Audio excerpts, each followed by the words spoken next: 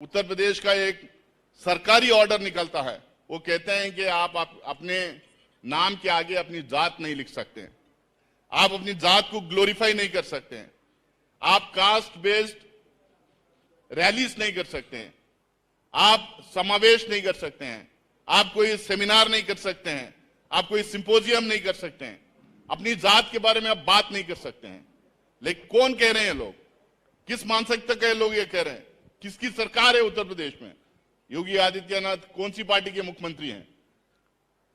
और वो जो सोच इतने दिन से आज भी वो ये हालात उत्तर प्रदेश में और देश में कई कई जगह है, उस सोच की वजह से कि अगर कोई दूल्हा ये घोड़ी पे बैठ के अगर चलना चाहता है चंद कदम तो उसको बैठने नहीं दिया जाता है। पब्लिक वेल में से उसको पानी नहीं पीने दिया जाता है। अगर कोई अपना बैंड बजाना चाहता है अपनी शादियों में अपने बच्चों के लिए, वो जो बैंड चलता है वो बचा के अगर किसी मेन रोड से अगर जाता है, पब्लिक रोड से जाता है, उसको मारा जाता है, पीटा जाता है। कई हादसाएं पूरे देश भर में हम लोगों को सुनने को मिलता है। ऐसी सोच रखने वाले आज ये कह रहे हैं कि आप अपनी जाति को लेके आप कोई समावेश नहीं करेंगे, आप कोई रैली नहीं करेंगे, आप कोई प्रोटेस्ट नहीं करेंगे, आप कोई आंदोलन नहीं खड़ा करेंगे।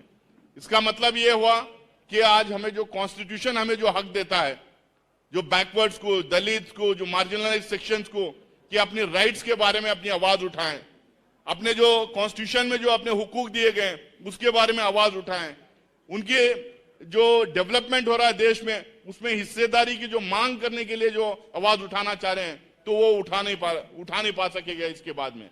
तो ये दो सोच के बीच में जो टकराव है इसको हम लोगों को समझने की कोशिश है। कांग्रेस एकदम साफ तरीके से मल्लिकार्जुन खड़गे साहब के नेतृत्व में, राहुल गांधी जी के नेतृत्व में कास्ट सेंसस की मांग हम लोगों ने किया है।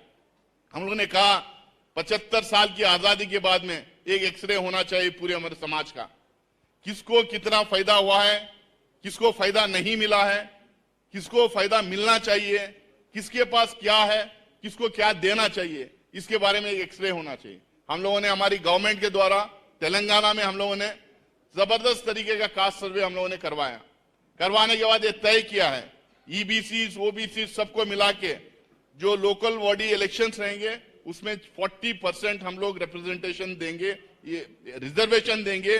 ईबीसी को, ओबीसी को, माइनॉरिटीज को, एससी एसटी को मिला के 40% से भी ज्यादा हम लोग उसमें रिजर्वेशन देंगे। कर्नाटका में कास्ट सेंसस चल रहा है। ऐतिहासिक जो 50% से सीलिंग को तोड़ के जो जाने वाला मामला जो सामने देश के आया था तमिलनाडु में, कांग्रेस की सरकार के टाइम पे वो हुआ था। हम चाहते हैं जो पिछले वर्ग हैं, जो एससीस हैं, जो एसटीस हैं, जो माइनॉरिटीज हैं, इन सबको जो है बराबरी का हक हमारे समाज में मिले। तो इसलिए हम कास्ट सर्वे की, कास्ट सेंसस की हम बात कर रहे हैं।